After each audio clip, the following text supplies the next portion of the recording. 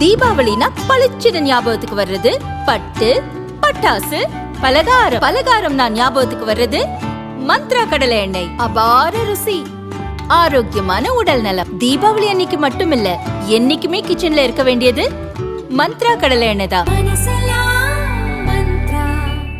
கரூரில் செப்டம்பர் மாதம் இறுதியில் தவேக தலைவர் விஜய் நடத்திய பிரச்சார கூட்டத்தின் போது ஏற்பட்ட நெரிசலில் சிக்கி 41 பேர் உயிரிழந்தனர். இது தொடர்பாக சிபிஐ விசாரித்து வருகிறது.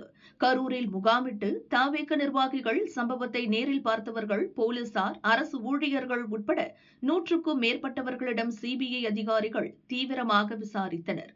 பின்னர் தவேக பொதுச் செயலாளர் ஆனந்த், தேர்தல் பிரிவு மேலாண்மை பொதுச் செயலாளர் ஆதவ் அர்ஜுனா, இணை செயலாளர் நிர்மல்குமார், கரூர் மாவட்ட செயலாளர் மதியழகன் ஆகியோரிடம் டெல்லியில் வைத்து தொடர் விசாரணை நடத்தினர்.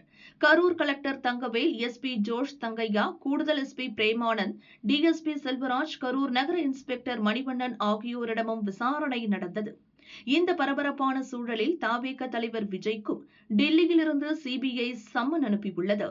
அதில் கரூர் சம்பவம் தொடர்பான விசாரணைக்கு 12ஆம் தேதி ஆஜராக வேண்டும் என்று கூறியுள்ளனர். விசாரணை இறுதி கட்டத்தை எட்டியிருப்பதால் 12ஆம் தேதி டெல்லியில் சிபிஐ அதிகாரிகள் முன் விஜய் நிச்சயம் ஆஜராவார் என்று எதிர்பார்க்கப்படுகிறது. விஜயிடமும் கரூர் துயரம் குறித்து சிபிஐ அதிகாரிகள் தீவிரமாக விசாரிப்பார்கள். அவர் தரும் பதில்களை வாக்குமூலமாக பதிவு செய்து கொள்வார்கள். அதன் பிறகு தவறு யார் மேல், குற்றம் செய்தவர்கள் யார் என்ற முடிவுக்கு வருவார்கள்.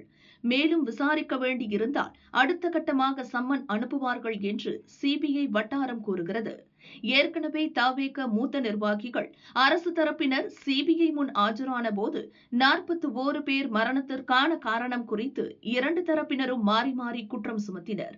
குறிப்பாக கரூர் கலெக்டர் மற்றும் எஸ்பி உள்ளிட்டோர் அளித்த வாக்குமூலத்தில் விஜய் கூட்டத்திற்கு சட்ட ரீதியாக ஆய்வு நடத்தி அனுமதி வழங்கப்பட்டது. விதிகளுக்கு புறம்பாக எதுவும் நடக்கவில்லை. விஜயால் எந்தெந்த இடங்களில் காலதாமதம் செய்யப்பட்டது, ஏன் கூட்ட நெரிசல் ஏற்பட்டது என்பது குறித்த வீடியோ ஆதாரங்களை சமர்ப்பித்து உள்ளோம். தவேகவினர் திட்டமிட்டு கூட்ட நெரிசலை ஏற்படுத்தினர். விஜய் பிரச்சாரம் செய்த இடத்திற்கும் கூட்டம் அதிகமாக வருவது பற்றி அறிவிப்பு வெளியிடப்பட்டது.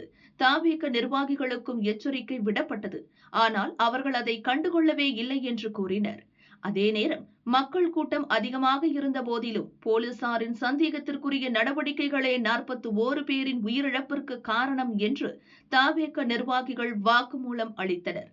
விஜய் பிரச்சார வாகனத்தில் பதிவாகி இருந்த சிசிடிவி காட்சிகள் மற்றும் போலீசார் எந்த இடத்தில் எல்லாம் அலட்சியமாக செயல்பட்டனர் என்பது குறித்த வீடியோ ஆதாரங்களையும் தவேகவினர் சமர்ப்பித்து இருப்பது குறிப்பிடத்தக்கது.